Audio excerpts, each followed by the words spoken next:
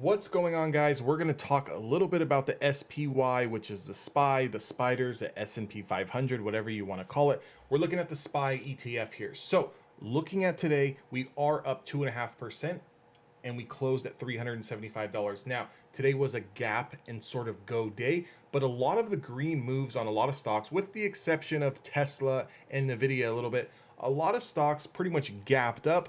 They gapped right into a level of supply and they kind of just trickled sideways. Some stocks, even including Tesla, gave back a little bit of profits towards the end of the day. But if you are an options player and you guys are looking for, some levels to kind of day trade tomorrow, or maybe even some levels to swing trade, I'm going to outline some areas for you that potentially you guys could make some money.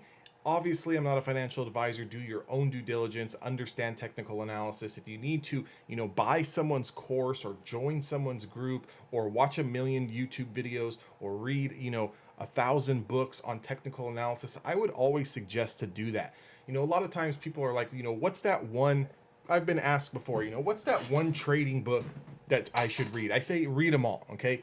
Do I have anyone to recommend to learn from?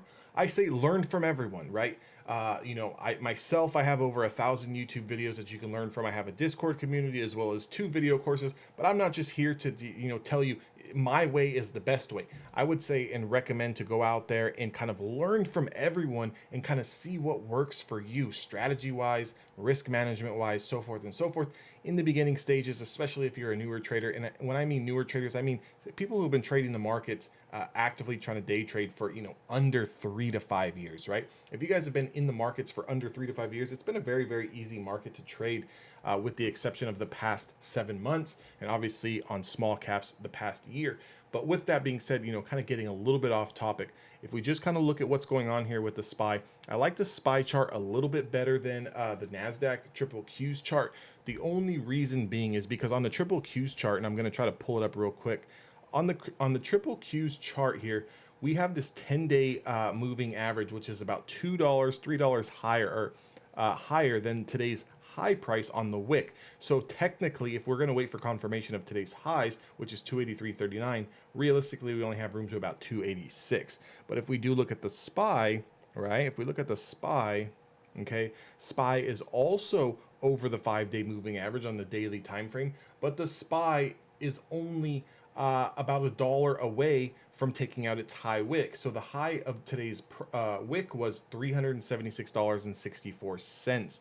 Now, if we can confirm this price action tomorrow at any time, regardless if the stock, if the market opens red or opens flat or even a little bit of a gap down to kind of fill this gap, if we do come back, right, and we recover and we take out today's high price, that's your indicator to go long, okay? There should be no questions asked. It shouldn't even be a thought process. It shouldn't be like, well, what's the news saying? What is Tesla doing? What is the Q's doing?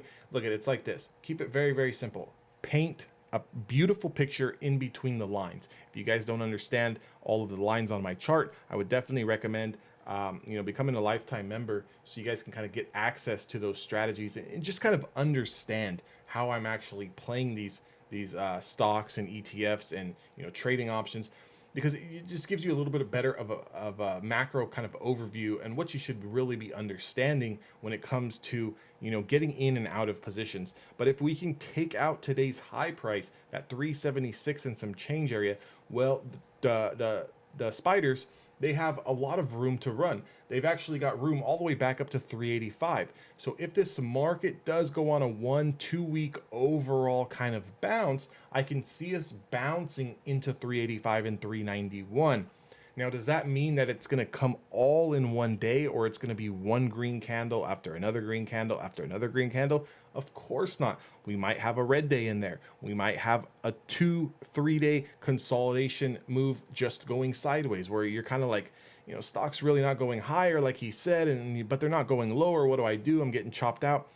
I'm going to keep it very, very simple for everyone. As long as the SPY is over the 5-day moving average on a daily candle close, you're going to continue to sit long, whether you're trading the SPY or whether you're trading a stock correlated inside the S&P 500. As long as the overall index is trading over the 5-day moving average, for the sake of technical analysis and for the sake of the bulls, you need to give them a benefit of the doubt. Now, that changes if the bears take control and then reclaim their 5-day moving average. And that price would be 2 days low. If the bulls can lose this area and bears take control below 371.89, this is a no questions asked short position. You're also going to use the 5-day moving average kind of as your running guideline. So the longer we stay and build below the 5-day moving average, you're going to continue to ride and hold that short position. Now, whether you choose to scalp that position or whether you choose to kind of swing trade that position, that's going to be your basis guidelines. Now, I know in between intraday, you're going to get moves up, you're going to get moves down, you're going to get shaken out, you're going to enter into the long position. And let's say, for example, we take out today's highs, you get into that position 1 hour later, now you're sitting in drawdown, you're kind of like, scratching your head, wondering what the hell's, going on. Keep it simple. As long as we are over the 5-day moving average, stocks are going to go up, stocks are going to go down, but you have to respect the technicals and give them enough time and enough room to work. I hope that helps you guys. Again, if you guys like this type of content, you guys want more, technical analysis levels on areas and stocks to trade, when to enter, when to exit, join the Discord. That link is down in the description box below. If you guys are looking for a trading strategy completely free that you guys can use for the first 1 to 2 hours of each market open, check the first link in my description. If you guys say the hell with all of that and you want the whole meat and potatoes, definitely become a lifetime member at evolutiontraders.com.